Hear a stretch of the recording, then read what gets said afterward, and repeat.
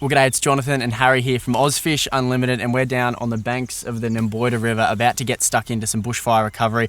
But I thought we'd have a bit of a chat to Harry, who's a project officer in the Northern Tablelands chapter, about what else is going on in the bushfire recovery scene. Now, OzFish have teamed up with Landcare Australia in the wake of the 2019 fires, and we're looking to restore fish habitat, do a bit of replanting, riparian vegetation, restoration work, you name it, we're doing it.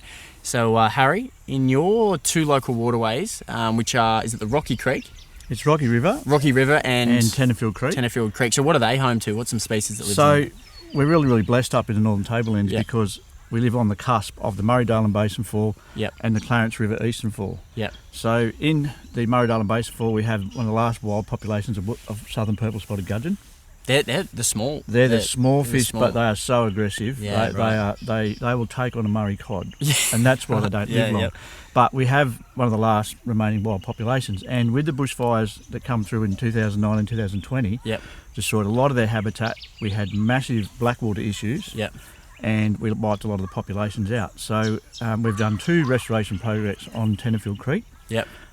Which is purple spotted gudgeon habitat. And I'm happy to say that after the completion of one last year, we released 8,063 southern purple spotted gudgeons into Tenterfield Creek. 8,000 onto on sites that were either one from where we put rescued fish back in from the year before, and our bushfire site. And there's another pretty cool story there that I've heard is the vine that wraps around the tree. So what's that one called? So that one's called the cat's claw creeper. What a name. And it's a very nasty vine. So what it actually does, it starts off on a tree. It climbs up the tree.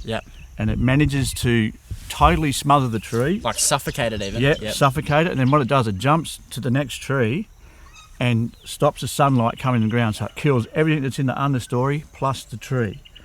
Right. And so this vine is so invasive through the Clarence River. So it started right up at River Tree where the Clarence starts, and comes down through Rocky River where they meet at Clarence, and it's actually waterborne seed, so it's spread through the water. Now, in terms of like what OzFish are doing there was a little bit of the remedy in nature, if you could say, because didn't you find a beetle that was basically the solution to it all?